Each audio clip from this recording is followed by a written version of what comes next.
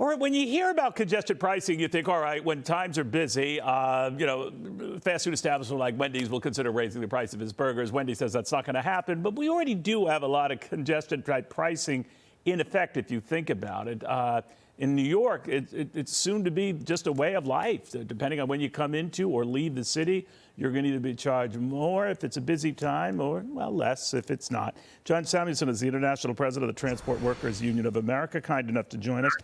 John, the impact is going to be what? On average workers, depending on when you get into New York City, for example, or when you leave, you could pay through the nose, right? Yeah, I think so. The base price will be $15, but that is, to me and to the Transport Workers Union, that's not the issue at hand. Actually, the TW is not against the reduction of congestion in the city of New York. That's not our issue. The issue is there are broken promises in play here, and it's a half-baked idea. The broken promise is that this was supposed to be accompanied by massive increases in service, transit service for out-of-borough New Yorkers, for the blue-collar New Yorkers that make this city run. And so the broken promises are evident now. It's not going to happen. So all working New Yorkers are going to get on day one of congestion pricing is slapped with the $15 toll.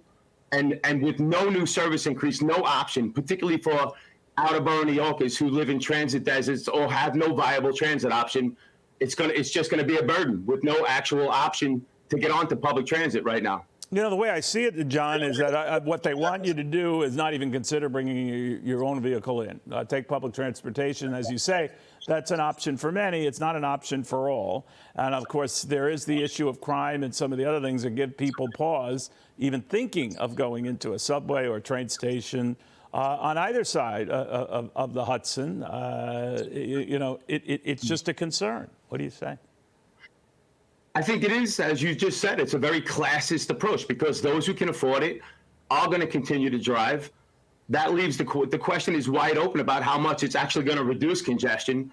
Those who are going to get hit the worst are the out-of-borough New Yorkers who do not have viable transit options right now, but who will then have to pay $15 to get into the city from the outer boroughs.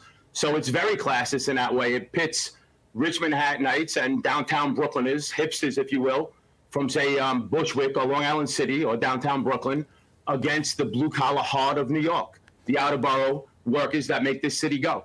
You know, I know New Jersey's governor and others, and even Pennsylvania, were looking at suing New York for this plan. I don't think that went anywhere. But what do you think the fallout will be? People are still going to want to get into New York, and a lot of your members are going to want to get into and out of New York. So what do they do?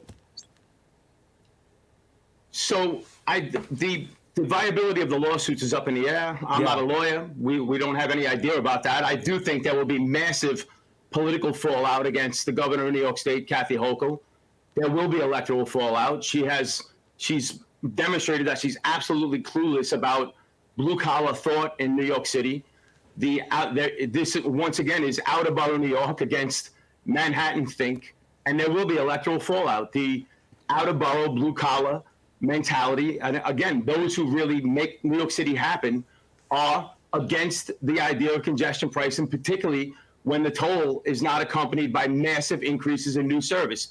Had the toll been accompanied by massive increases in new express routes, increases in the hours of express buses that became a viable option for working class New Yorkers, we may have seen a different story. But right now, she will pay an electoral price, that's for sure. And she may very well turn it over to a Republican governor. God forbid that happens. All right, well, watch closely. Now, she's not worried because she says most New Yorkers like it. Those in New Jersey and elsewhere, they can deal with it. But we'll see. You're right, John. It raises a lot of issues. John Samuelsen, the International President of the Transport Workers Union of America. That is not going down well in the tri-state, New York, New Jersey, Connecticut area, to put it mildly. We'll have more after this.